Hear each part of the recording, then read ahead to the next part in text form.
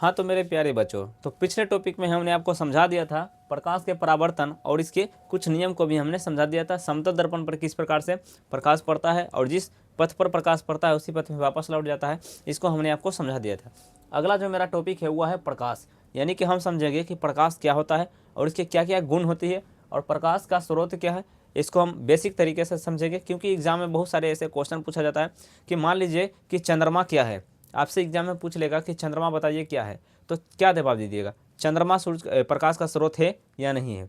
आप कमेंट में इसका जरा जवाब जरूर दीजिएगा। तो चंद्रमा, हम इसका आंसर बता देते हैं आप सभी को कि चंद्रमा जो है कि प्रकाश का स्रोत नहीं है, क्योंकि चंद्रमा जो है कि सूर्य के प्रकाश से ही चमकता है। ठीक है, रिफ्लेक्टिव ऑफ लाइट का फार्मूला से प्रकाश चंद्रमा जो है कि सूर्य के प्रकाश से चमकता है, इसीलिए चंद्रमा जो है कि लाइट करता है। ठीक है, तो चंद्रमा क्या है? तो चंद्रमा प्रकाश का स्रोत नहीं है।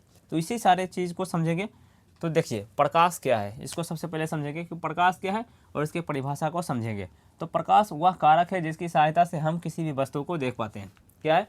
प्रकाश वह कारक है जिसकी सहायता से हम किसी भी वस्तु को देख पाते हैं। अब इसका क्या मतलब हुआ कि मान लेते हैं कि मेरे पास क्या है, एक मार्कर है। अब यहाँ आसपास के एरिया में अगर लाइट नहीं रहेगा तो क्या हम इस मार्कर को लिख पाएंगे? यदि हम यहाँ पर इस बल्ब को बुता देंगे तो बोर्ड पर लिखा गया ये सारा चीज़ क्या आपको दिख पाएगा? नहीं दिख पाएगा। इससे हमें क्या पता चलता है कि जो भी चीज़ हम देख पाते हैं वह प्रकाश की मदद से ही देख पाते हैं। तो इसका परिभाषा हम क्या बना सकते हैं?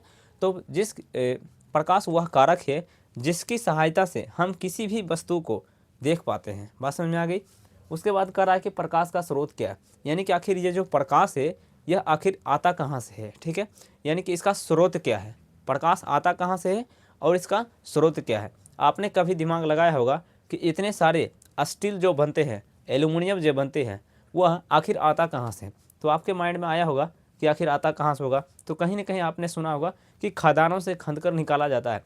तो स्टील और एल्युमिनियम का जो प्राप्त करने का जो सोर्स है वह खदानों से प्राप्त होता है।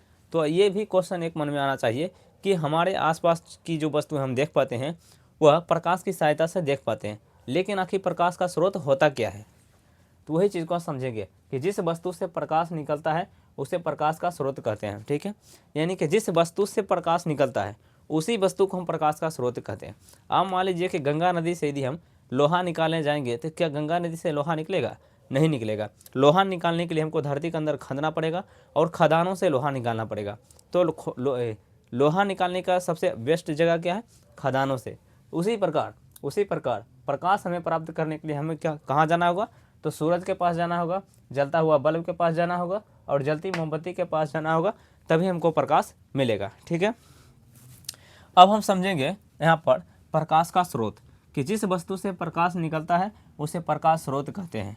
उदाहरण के लिए समझेंगे सूरज है, सूरज से प्रकाश निकलता है, इसीलिए यह एक क्या है? तो यह एक प्रकाश का सबसे बड़ा सा स्रोत है, क्योंकि पृथ्वी को नहीं बल्कि सौर मंडल में जितने भी ग्रह हैं वो सभी को सूरज प्रकाश दे रही है। ठीक है, उसके बाद हम समझेंगे जलता हुआ बल्ब, यानी कि बिजली से जो बल्ब जलता है वह भी क्या है? वह एक प्रकाश का स्रोत है। लेकिन सूरज सबसे बहुत ही बड़ा प्रकाश का स्रोत है और बिजली का बल्ब एक छोटा सा प्रकाश का स्रोत है।